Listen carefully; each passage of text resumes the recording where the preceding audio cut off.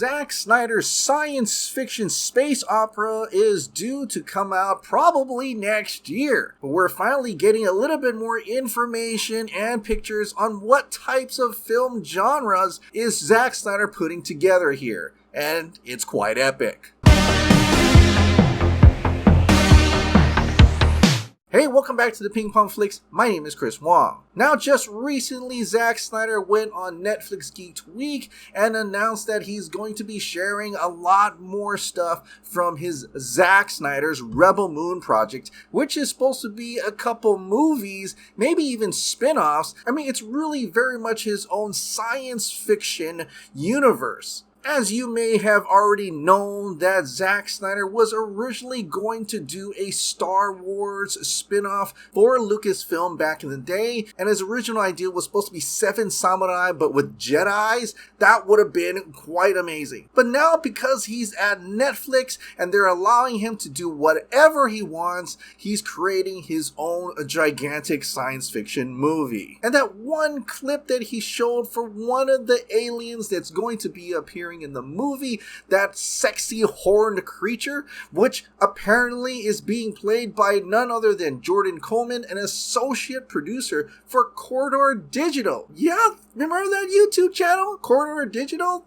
That's really quite amazing. But the top leads include people like Sophia Boutella, who has already been in science fiction movies. She's quite a dancer and an action star already. She leads the film playing the hero Korra, who has to gather all these different warriors from other worlds to join this fight against the evil Belisarius. And we could maybe assume that Charlie Hunnam, who is also in this movie, may be one of those warriors that she gathers to defend a certain village. Or a person like Ed Skrein, who is mostly known as the villain Ajax in the Deadpool movie, the main tyrant evil himself, Belisarius, who I believe is this character here in the concept art we've seen so far, including the rest of the soldiers and the evil troops that we do see in the concept arts, like this character, which also kind of reminds you of that scene at the end of the Obi-Wan Kenobi series where Vader is going to fight Obi-Wan. So far, everything looks so much like a science fiction movie. It looks like this is the answer to Star Wars. But some recent things on IMDb and Zack Snyder sharing more info about this movie, it seems that it's not just science fiction. There's other genres involved in this, including a person named Sam Bass who's been cast as a gladiator in Rebel Moon. So I'm going to assume there could be a little bit more of that sword and sandal in here. When I'm thinking gladiator, I can't help but think maybe this is where there's some kind of tournament and this is where Korra goes and finds a warrior that wins a lot of these battles. And since we're going to mythological and sword and sandal and maybe even Norsemen, I mean, it makes so much sense that Netflix Geek Week announced Zack Snyder's Rebel Moon adds two-time Academy Award winner Anthony Hopkins in the voice acting role of Jimmy, a sentient JC-1435 mechanized battle robot and one-time defender of the Slain King, in which Zack Snyder himself shared this exclusive photo of Jimmy.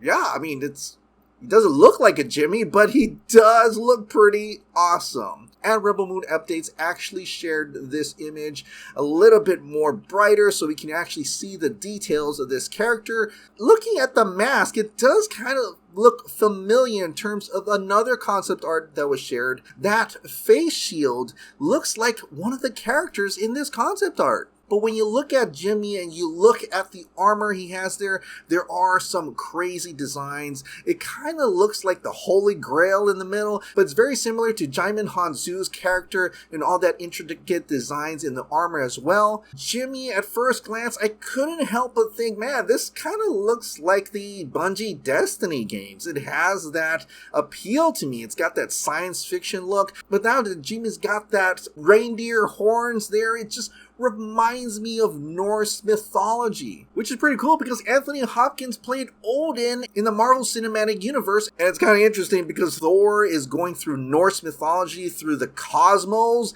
and it's combining science fiction and mythology at the same time. Granted, I think Zack Snyder's Rebel Moon will definitely be a lot more serious in that and not so comedic as the current Thor movies are. But having Anthony Hopkins voice this character, even though the character's name is Jimmy, it's still pretty cool and still adds to the flavor of a serious epic movie that could have the look and feel of Robert Eggers' The Northman, with all the cool gritty action and the cinematic appeal to that, coupled with the science fiction of it. I think Rebel Moon, with that sword and sandal and fantasy epic to it, is gonna be pretty huge. And even more to confirm that he's got this Norse mythology thing going, apparently there's a casting call for Viking types. Apparently they're seeking new faces to this project who look like Vikings and are musically inclined. They're also looking for kids ages 9 to 14.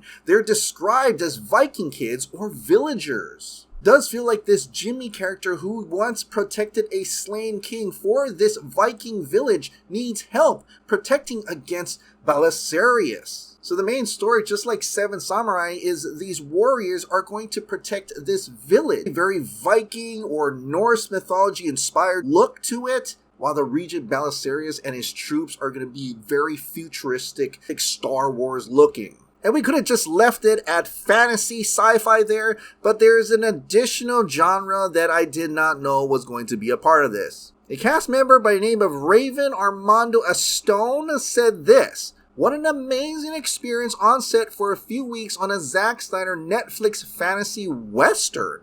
So honored to be handpicked by Zack Snyder to be a character on this film. He is such an amazing man and director. Thanks Netflix for putting us up in a great hotel. I look forward to seeing the final product. These projects are going to blow you away with all the characters in it. P.S. This is the only pick I was allowed to post. LOL."